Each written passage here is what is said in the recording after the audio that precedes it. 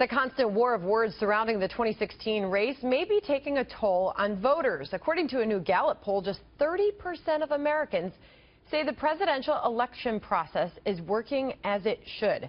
But when just looking at Republicans alone, confidence among the GOP faithful is down 16% since January. Joining me now with his take on this, former Republican presidential candidate, Governor Mike Huckabee. Governor, good evening to you.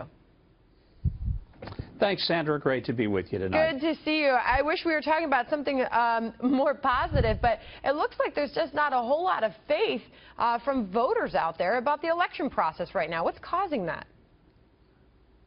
The reason is because people are watching the party bosses try to take this election and turn it into a selection. And that has people who are out here working hard for their candidates just livid. I mean, everybody believes that the whole point of an election is that you get the candidates, they make their case, they get voted for or against, and the winner wins. And now we have people saying, no, we don't like the guy that might win, so we're going to do everything possible to derail him, including changing the rules. We just saw what happened in Louisiana, where Donald Trump won the state, but the manipulation of the party rules means that Ted Cruz is going to end up with more delegates. That same thing happened to me in 2008 and to Rick Santorum in 2012. It's now happening to Donald Trump in 2016. And it's that kind of thing, combined with the secret meetings they're having in Washington to determine how they're going to get the process taken. People are sick of that, and they should be. And, Governor, what's your best guess as we're finishing off another week here and watching this 2016 race, where things are going for the Republican Party?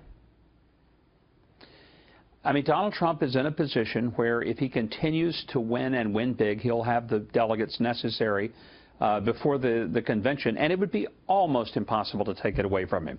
But if he doesn't, then I think that there's going to be an incredibly messed up convention where you'll have people saying, look, the people who got the most votes ought to be the ones considered. I heard people this week saying, well, it might be somebody that didn't even run. I would find that very problematic, and I hope that we don't go there. I think it would destroy and completely blow up the Republican Party. Wow. All right. Well, from going faith in the Republican Party to faith in ourselves and faith in our country and the world, we're ending a very tough week, Governor, where we witnessed these terrorist attacks in Brussels. It's been a tough scene to watch play out. And there was this piece written today in Christian Today.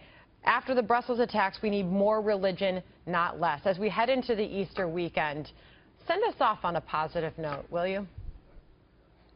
Well, I think it's a great time to be reminded that this week is the week we celebrate Easter if we're Christian, Passover if one is Jewish, and both are reminders of the hope and the faith of people who believe that it is the enemy that comes to steal, to kill, and destroy. For the Christian, we're reminded that Jesus said, I've come to give you life and to give it more abundantly.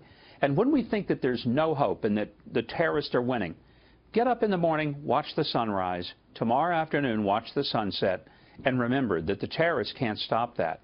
And one thing we have to remember is that real faith is not so much about what we don't do, it's about what we positively do.